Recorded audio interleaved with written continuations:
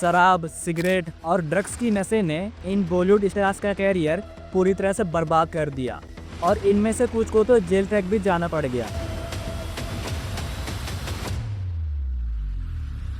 बॉलीवुड के दुनिया में कई ऐसे स्टार्स हैं जिन्होंने अपने कैरियर में स्टारडम, फेम और पैसा तो खूब हासिल किया, लेकिन उसे संभालने के बजाय ये स्टार्स नशे के आदी हो गए और कब गुमनाम हुए किसी को कानो कान भनक तक नहीं लगी।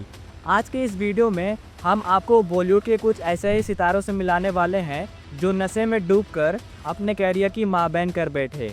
हालांकि अब इनमें से कुछ स्टार्स ऐसे भी हैं जो धमाकेदार कमबैक कर चुके हैं। इस लिस्ट में सबसे पहला नाम एक्टर संजय दत्त का है। संजय दत्त का नाम अपने कैरियर के दौरान कई विवादों से जुड़ा रहा। इसी के चलते वो ड्रग्स की तरफ चले गए और ड्रग्स ने संजू को अपने वश में कर लिया और करीब 12 सालों तक संजू नशे में डूबे रहे। इसी बीच उन्हें ड्रग्स की स्मगलिंग की वजह से जेल तक भी जाना पड़ा था। फिर संजय के पिता सुनील दत्त अपने बेटे का सहारा बने और उनका नशा छुड़ाने के लिए संजय को अमेरिका ले गए। इसके बाद इंडिया वापस आकर संजू ने मुन्ना भाई MBBS से दमदार वापसी की। इस लिस्ट में पंजाबी सिंगर और रैपर हनी सिंह का नाम भी शामिल है, जिन्होंने अपने गानों के जरिए एक वक्त में बहुत खतरनाक स्टारडम हासिल की थी, जिनकी ब्लू आइज और आज ब्लू है पानी पानी जैसे गाने बच्चों की जुबान पर ABCD पढ़ने से पहले आती थी। लेकिन फिर नशे की लत ने हनी सिंह का भी कैरियर पूरी तरह से तबाह कर दिया और कब अचानक लाइमलाइट से गायब हो गए किसी को भनक तक नहीं लगी। इसका खुलासा खुद हनी ने अपने एक इंटरव्यू में किया था। अपने ही सक्सेस की वजह से हनी सिंह का दिमाग पूरी तरह से घूम गया था, इसलिए वो ड्रग्स और नशे में 24 घंटा डूबा रहता था। इन्हीं ड्रग्स और नशे की वजह से हनी सिंह को कई तरह की बीमारियां भी हो गई।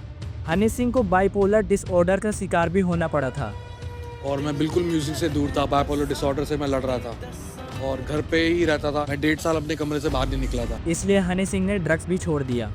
वैसे अब हनी सिंह ने बाकायदा म्यूजिक इंडस्ट्री में सालों बाद बहुत धमाकेदार कमबैक की है। पूजा भट्ट, हिंदी सिनेमा की पॉपुलर एक्ट्रेस रहे पूजा भट्ट का नाम भी इस लिस्ट में है। पूजा भट्ट को सिर्फ 16 साल की उम्र से शराब की लत लग गई थी। इसी की वजह से उनका बना बनाया कैरियर पूरी तरह से बर्बाद हो गया और वो काफ़ी सालों से अभी तक एक्टिंग से बहुत दूर हैं।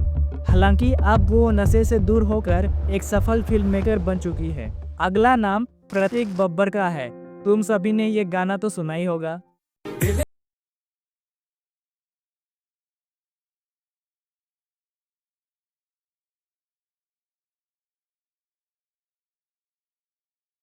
एक दीवाना था उस फिल्म का है।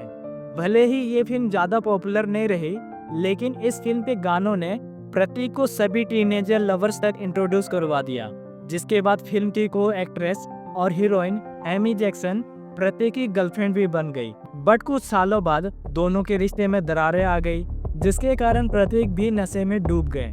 फिर प्रतीक ने कई बार ये गांजा, ड्रग्स और कोकीन की नशे को छोड़ना चाहा, लेकिन वो ऐसा नहीं कर पा रहे थे। वो कई बार नशा मुक्ति केंद्र भी गए। फिर पूरी तरह से ठीक होने के बाद मित्रों मूवी से वापसी की और प्रतीक अब नशे से 1 किलोमीटर दूर हैं। बॉलीवुड के चॉकलेट बॉय रणबीर कपूर को भी अपने कैरियर की शुरुआत में स्मोकिंग की बहुत गंदी आदत थी। रणबीर कपूर फिल्म के सेट पर सिगरेट के कई डिब्बे पी जाते थे, लेकिन रणबीर कपूर भी अब इस आदत से बहुत दूर हो चुके हैं।